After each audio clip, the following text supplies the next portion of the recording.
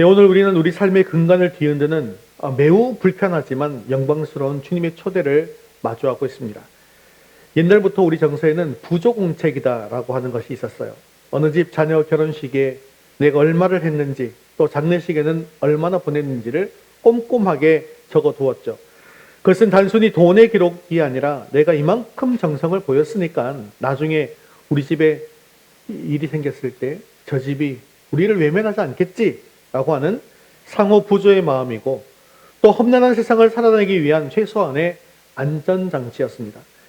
그리고 거기에는 내가 준 만큼 돌려받고 받은 만큼 돌려주어야 한다라는 세상의 철저한 인과응보와 기브앤테이크의 원리가 담겨져 있는 것이죠.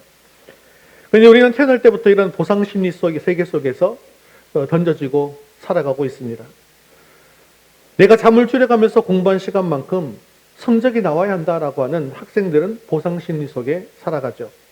그리고 내가 이 정도 스펙과 노력을 들였으니 세상에서는 나에게 그만큼 걸맞는 직장과 연봉을 주어야 한다라고 청년들은 생각합니다. 또 내가 저 사람들에게 이만큼 정성을 들이고 대접했으니 나중에는 내가 어려워졌을 때에 저 사람도 나를 외면하지 않겠지라고 하면서 계산기를 두드리는 것이 솔직한 심정이죠. 심지어 자식들에게 쏟는 정성조차 나중에 내가 늙으면 이 아이들이 나를 돌보아 주겠지라는 그런 기대를 품기도 합니다. 이처럼 우리의 인생은 거대한 계산기 위에서 움직이고 있더라는 것이죠. 하지만 어떻습니까? 세월을 지나서 돌아보면 그 계산이 정확하게 착착착 잘 들어맞고 있던가요? 때로는 섭섭함이 밀려오기도 합니다. 또 내가 준 만큼 돌아오지 않는 세상 인심에 마음이 시린 적도 있었을 것입니다. 오늘 예수님은 그런 우리의 계산기, 이 견고한 세상의 경제 논리를 완전히 부서뜨리고 박살내버리고 계십니다. 주님은 자기를 초대한 바리새인 지도자의 식탁에서 이렇게 선언합니다. 너를 다시 초대하여 갚아줄 수 있는 이들을 부르지 말고 도저히 갚을 수 없는 자들을 초대하라는 것이죠. 그런데 이것은 단순히 착하게 살아라 라고 하는 도덕적인 훈계가 아닙니다. 우리가 믿는 복음이 무엇이죠? 즉 자격 없는 죄인에게 베푸신 하나님의 전적인 은혜를 우리의 삶으로 입증해 보라는 강력한 도전인 것입니다. 오늘 이 말씀을 통해서 여러분의 손에 들린 세상의 계산기를 십자가 앞에 내려놓기로 결단하시기를 바랍니다. 나의 선행이 투자가 아니라 예배가 되게 하겠다고 다짐하시기를 바랍니다. 사람의 보상이 아니라 하나님의 보상을 신뢰하며 내 인생의 모든 관계가 거래에서 은혜로 옮겨지는 기적이 일어나는 시간 될 수 있게 되어지기를 주님의 이름으로 축원합니다. 우리 첫 번째 같이 읽겠습니다. 자기 숭배의 거래 장부를 폐기하십시오. 우리 12절 말씀 읽겠습니다. 또 자기를 청한 자에게 이르시되 내가 점심이나 저녁이나 베풀거든 벗이나 형제나 친척이나 부한 이웃을 청하지 말라.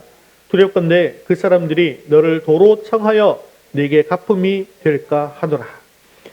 예수님은 점심이나 저녁을 베풀 때 벗이나 형제나 친척이나 부한 이웃을 청하지 말라고 하십니다.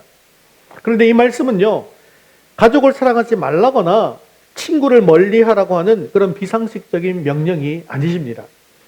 핵심은 12절 하반절에 있는 것이죠. 두렵건대 그 사람들이 너를 도로 청하여 내게 갚음이 될까 하노라 라는 부분입니다. 우리는 흔히 내가 베푼 것이 돌아오게 되었을 때 성공했다라고 말하고 보람 있었다라고 생각합니다. 그런데 예수님은 놀랍게도 오히려 그것을 두려워해야 할 일이다라고 규정하고 있습니다. 왜 그럴까요? 타락한 인생의 본성은요, 선행조차도 자기 숭배의 도구로 삼기 때문에 그렇습니다. 인간의 전적 부패다라고 하는 논리는 단지 나쁜 짓을 하는 것만을 의미하는 것이 아닙니다.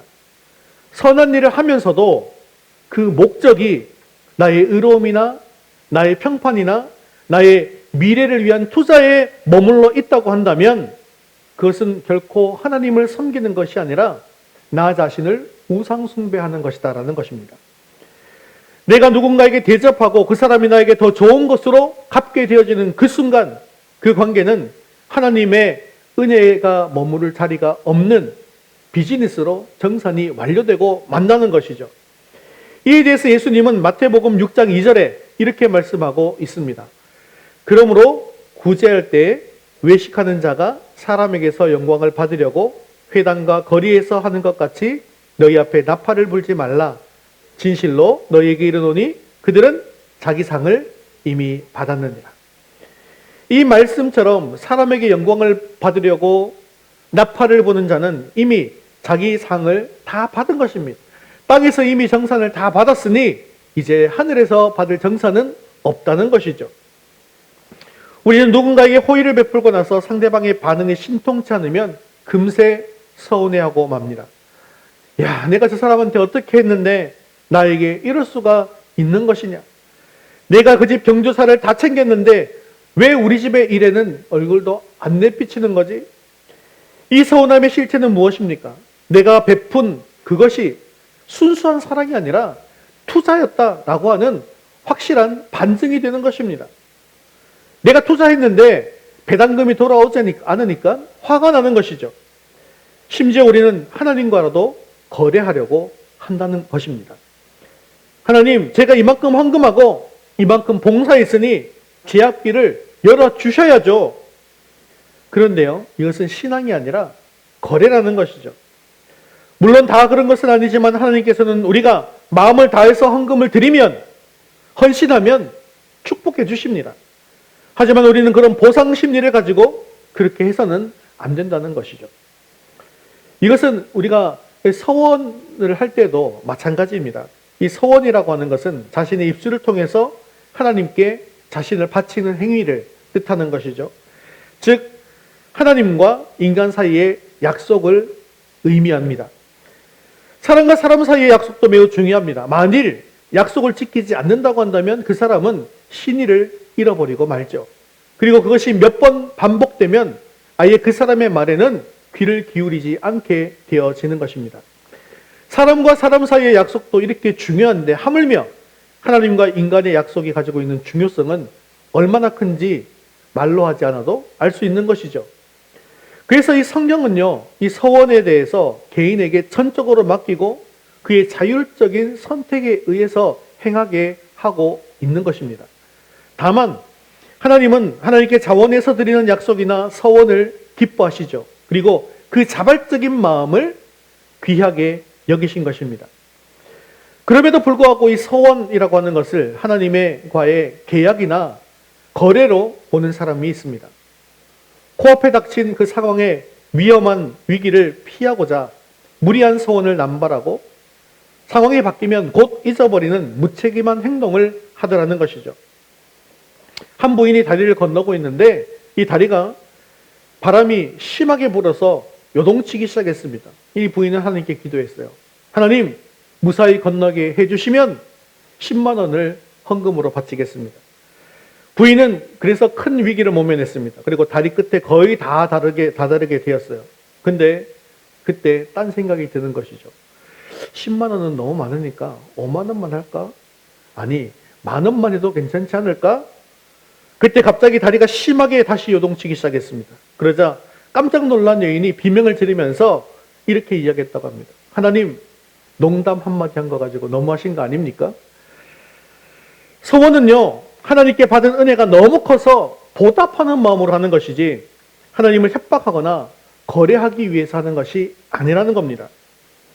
다리가 흔들릴 때 10만 원 낼 테니 살려달라고 했다가 다 건너가서 1만 원만 하면 안 될까 하는 여인의 이 간사함이 사실 우리들의 모습과 같은 것이죠. 학생 여러분, 학교에서 인사 친구들과 어울리려고 하고 나중에 나에게 도움이 될 것 같지 않은 그런 친구에게는 친절을 베풀지 않고 있습니까? 나에게 도움이 되는 친구에게만 친절을 행하고 친하게 지내려고 하는 것, 이것은 우정이 아니라 영업에 해당되는 것이죠. 또 청년들은 어떻습니까? 인맥이 곧 실력이라고 하는 세상의 유혹 속에서 나에게 유익을 줄 사람에게만 에너지를 쏟고 있다면 그것은 교제가 아니라 보험이라는 것입니다. 교회 안에서도 나를 알아주고 내 체면을 세워줄 사람하고만 만나고 있다고 한다면 그것은 성도의 교제가 아니라 사교 모임이 될 뿐인 것이죠. 주님은 오늘 우리에게 계산기를 두드리는 이 이기적인 거대 장부를 쫙 찢어버리라고 말씀하시는 것입니다. 사람에게 보답받는 것이 성공이 아니라 오히려 손해로 여기는 가치반의 변화가 일어나야 한다는 것입니다. 내가 베푼 것은 즉시 잊어버리고 오직 주님께 받은 은혜만을 기억하면서 사람의 박수가 아니라 하나님의 시선을 의지하는 참된 성도가 되기를 결단하시기 바랍니다. 이제는 계산기나 두드리는 나의 이기심을 십자가에 완전히 못 받고 오직 주님의 영광만을 구하는 참된 제자가 되는 저와 여러분 되시기를 주님의 이름으로 축원합니다. 우리 두 번째 같이 읽겠습니다. 무조건적 선택의 은혜를 흘려 보내십시오. 자, 예수님은 13절에서 우리가 진짜 초대해야 할 명단을 보여주고 계시는데 13절 함께 읽겠습니다. 잔치를 베풀거든 차라리 가난한 자들과 몸 불편한 자들과 저는 자들과 맹인들을 청하라. 자, 가난한 자들, 몸 불편한 자들, 저는 자들, 맹인들, 이들의 공통점은 아주 명확하죠.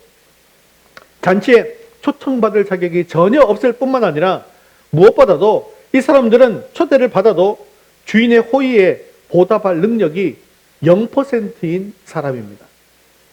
당시 바리새인들은 스스로를 의롭다고 여겼기 때문에 이들처럼 부정한 자들과는 식탁을 나누는 것을 굉장히 끔찍하게 여겼습니다. 하지만 주님은 그들을 초대하라고 하시죠. 이것은 무엇을 의미하는 것일까요? 이것은 개혁주의 신앙의 핵심인 하나님의 무조건적인 선택을 삶으로 드러내라 라고 하는 말씀입니다. 여러분, 우리가 어떻게 하나님의 자녀가 되었는지 다시 한번 묵상해 보시기를 바랍니다. 하나님께서 창세전에 우리를 택하실 때 우리가 나중에 헌금 많이 할 것을 보시고 택하신 것일까요? 우리가 도덕적으로 남들보다 깨끗해서 뽑으신 것일까요? 아닙니다. 우리는 하나님 앞에서 영적으로 완전히 파산한 사람들이었습니다. 죄로 인해 영혼이 쩔뚝거리고 진리의 빛을 전혀 볼 수 없는 영적인 맹인이었습니다. 우리는 하나님의 잔치에 초대받을 자격이 눈꼽만큼도 없는 사람들이었습니다. 그런 우리를 하나님은 아무 조건 없이 오직 그분의 깊으신 뜻대로 우리를 부르신 것이죠. 이것이 바로 은혜입니다. 그렇다면 그 엄청난 은혜를 입은 우리가 해야 할 일은 무엇일까요? 우리도 세상을 향해서 무조건적인 초대장을 던지는 것입니다. 우리는 종종 이 선교 현장에서 이런 질문을 던집니다. 튀르키예에 선교사 2명을 보내서 선교금을 투자하고 있는데 신자가 하나도 없네요. 이건 너무나도 비효율적인 투자 아닙니까? 그러나 우리가 반드시 기억해야 될 것은 복음은 투자가 아닌 것이죠. 복음은 은혜입니다. 이것이 우리를 위해 생명을 내어주신 하나님 아버지의 논리인 것이죠. 장애인 사역을 해보면 어떤 아이들은 선생님이 자기를 얼마나 사랑하는지, 얼마나 나에게 헌신하고 있는지를 모르는 경우들이 있습니다. 똥오줌을 받아내고 온종일 씨름해도 고맙다는 말 한마디를 듣지 못할 때도 많습니다. 그럴 때 세상적인 요건으로 보면 왜 이렇게 비효율적인 일을 하는가라고 묻겠죠.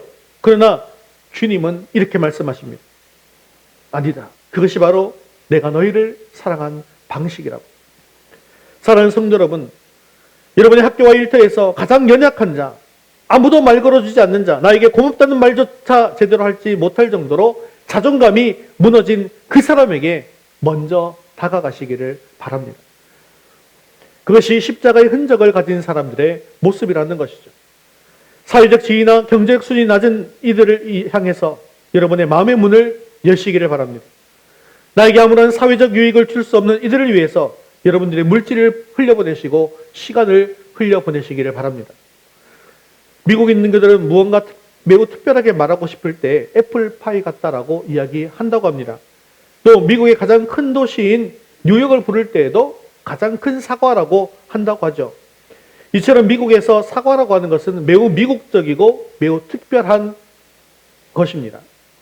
근데 사과를 이렇게 특별한 과일로 만든 배경에는 한 사람이 있었는데요. 그것은 바로 1774년에 태어난 존 체프먼이 바로 그 주인공입니다. 그는 미국의 개척 시대에 많은 지역을 돌면서 사과씨를 뿌렸습니다.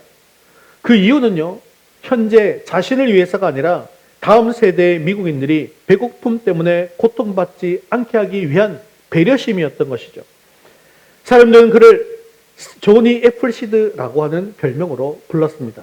왜냐하면 아무 대가 없이 평생을 사과를 보급한 헌신과 희생의 상징이었기 때문입니다. 이 조니 애플시드처럼 평생 사과씨를 뿌리되 내가 그 열매를 먹을 것을 기대하지 않는 삶을 사시기 바랍니다.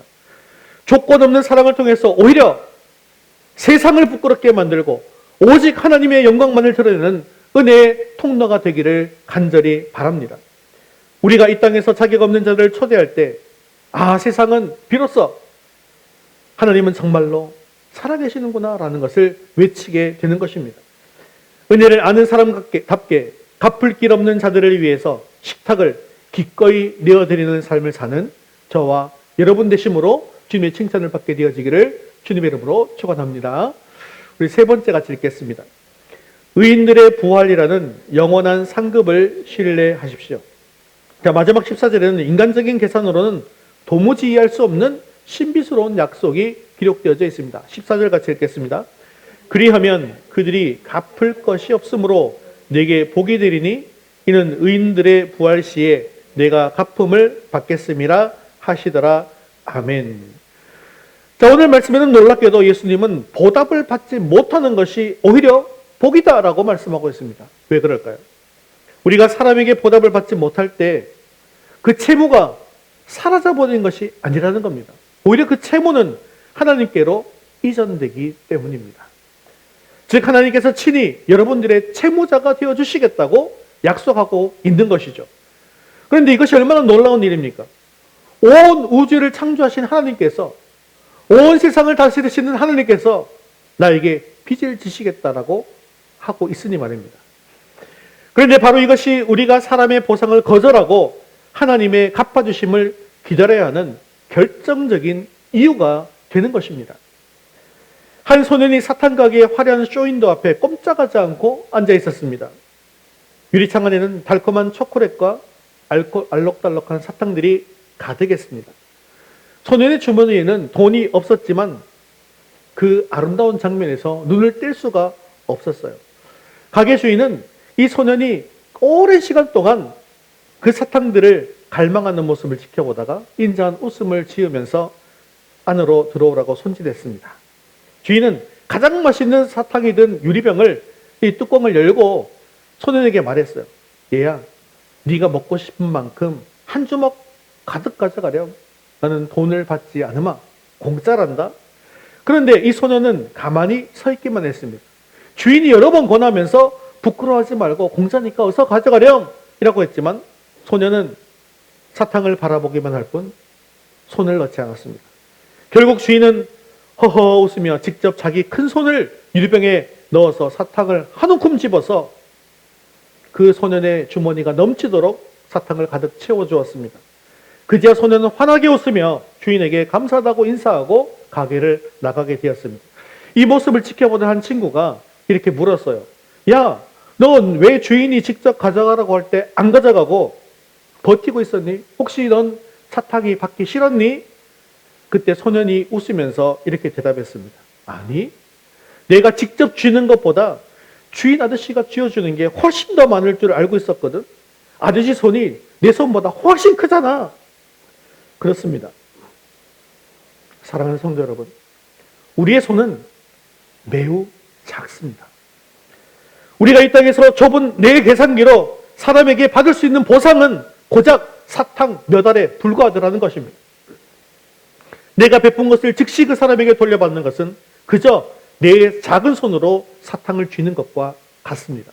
그러나 우리가 사람의 보상을 거절하고 하나님이 직접 갚아주실 때를 기다리면 온 우주를 창조하신 그 크신 하나님의 손이 우리에게 영원하고 찬란한 상급으로 채워주실 것입니다. 세상의 보상은 결국 시들고 맙니다. 재벌 회장도 수많은 권력자도 결국 마지막에는 그 모든 것을 다 내어두고 떠났습니다. 그러나 주님의 상급은 다르죠. 히브리서 11장 6절은 이렇게 말씀하고 있습니다. 함께 읽겠습니다. 믿음이 없이는 하나님을 기쁘시게 하지 못하나니 하나님께 나아가는 자는 반드시 그가 계신 것과 또한 그가 자기를 찾는 자들에게 상 주시는 이심을 믿어야 할지니라. 아멘. 모세가 바로의 공주의 아들이라 칭함받기를 거절하고 하나님의 백성과 함께 고난받는 길을 택한 이유도 바로 이 상 주시는 이를 바라보았기 때문입니다. 부활의 날에 주님께서 여러분들의 눈물을 닦아주시면서 잘하였도다 착하고 충성된 종아라고 말씀하실 이 영광의 순간을 기대하시기를 바랍니다. 사랑하는 성도 여러분, 보이지 않는 곳에서 정직하게 살고 남을 섬기느라 손해를 보고 있습니까? 저 친구는 바보같이 왜 그래? 라는 소리를 듣습니까? 걱정하지 마십시오. 크신 하나님의 손이 여러분들을 위해서 더 큰 지혜와 복을 준비하고 계십니다. 또한 이름도 빛도 없이 헌신하는 것이 억울하십니까? 내가 이만큼 헌신했는데 자식들이 몰라주고 교회가 몰라준다고 억울하십니까? 주님은 냉수 한 그릇도 결코 잊지 않으시고 부활의 날에 가장 영광스러운 면류관으로 갚아주십니다. 이 땅에 썩어질 박수 소리에 귀를 닫고 하나님의 나팔 소리를 기다리십시오. 우리는 사람에게 보상받으려 하기 때문에 늘 갈급하고 늘 서운한 것입니다. 이제 시선을 들어서 하나님 나라의 상급을 바라봅시다. 부활의 영광을 믿으며 오늘도 묵묵히 십자가의 길을 걷기로 결단하는 저와 여러분 되시기를 주님의 이름으로 축원합니다. 말씀을 맺겠습니다. 하버드 대학의 교수였던 헨리 나우엔 박사는 인생의 절정기에 돌연 그 모든 명예를 내려놓았다고 합니다. 그는 세계적으로 이름을 떨치던 시각자였지만 복음의 실체를 찾기 위해서 장애인 공동체인 데이브레이크에 들어갔습니다. 거기서 그는 정신지체 장애인인 아담 군의 식사를 돕고 용변을 치우는 일을 했습니다. 사람들은 그에게 물었어요. 왜 화려한 자리를 버리고 이런 구질구질한 곳으로 왔습니까? 그는 예수의 이름으로 라고 하는 책에서 이렇게 고백했습니다. 그동안 나는 오르막길만 추구했다. 거기엔 갈대가 있었지만 복음서에 예수님은 보이지 않았다. 그러나 갚을 길 없는 이들을 섬기는 내리막길에서 나는 비로소 나를 위해 죽으신 진짜 예수님을 만났다. 사랑하는 성도 여러분, 그런데요, 우리가 바로 그 갚을 길 없는 자였다는 사실을 기억하시기를 바랍니다. 우리는 하나님의 원수였습니다. 영적으로 죽었던 사람이었습니다. 그러나 우리 주 예수 그리스도는 하늘의 보좌를 버리시고 이 땅에 가장 낮은 곳으로 오셨습니다. 주님은 자신을 찢어서 우리에게 생명의 떡을 주셨습니다. 그리고 피를 흘려서 은혜의 잔을 채워주셨습니다. 우리는 그 거대한 십자가 잔치에 거저 초대받은 자들인 것입니다. 그렇습니다. 이제 측량할 수 없는 은혜를 받은 자로서 이제 우리의 삶은 달라져야 합니다. 더 이상 나에게 이익이 되는 사람만 찾아다니는 비즈니스 인생을 살지 마시기 바랍니다. 이제는 내가 준 것을 기록하며 상대의 보답을 기다리는 부조공체의 인생을 십자가에 못 박읍시다. 그러므로 오늘 이 시간 결단합시다. 계산기의 인생을 넘어서 하나님의 잔치로 나아가겠습니다. 자, 계산기의 인생을 넘어 하나님의 잔치로 나아가겠습니다. 우리 첫 번째부터 세 번째까지 같이 읽겠습니다. 내 삶의 모든 관계에서 나의 유익을 구하던 이기적인 계산기를 십자가 아래 내던지겠습니다. 나에게 아무것도 줄 수 없는 연약한 이웃을 위해 내 삶의 가장 귀한 식탁을 기쁘게 내어드리겠습니다. 세상의 보상이 아닌 부활의 날에 주실 하나님의 크신 손만을 신뢰하며 끝까지 사랑하겠습니다. 사랑하는 성도 여러분, 내가 베푸는 친절의 대상을 나에게 유익이 될 사람으로만 한정짓고 있지 않는가? 나의 인간관계가 혹시 철저한 계산기 위에서 움직이는 것은 아닌가? 한번 돌아보시기를 바랍니다. 업무적으로, 개인적으로 도움이 될 만한 사람들에게는 먼저 연락하고 정성을 들이지만 정작 내 도움을 필요로 하지만 나에게 줄 수 있는 것이 없는 사람에게는 무관심했음을 회개합시다. 이제는 기브 앤 테이크의 공식을 깨고 상대방이 나에게 고마움을 표시하지 않거나 오히려 당연하게 여길지라도 하나님께서 갚아주실 것을 신뢰하며 기쁘게 베풀기로 다짐합시다. 그래서 사람의 반응에 일희일비하지 않고 하나님께서 주시는 자유함을 누리시기를 바랍니다. 그리고 여러분들이 내미는 그 손길이 바로 예수님의 손길이 될 것입니다. 여러분들이 나누는 그 조건 없는 식탁이 이 땅에 임한 하나님의 나라가 될 것입니다. 주님께서 친히 갚아주실 그 영광스러운 날을 소망하면서 오늘도 은혜의 통로로 사랑의 사도로 살아가는 복된 여러분 되시기를 주님의 이름으로 축원합니다.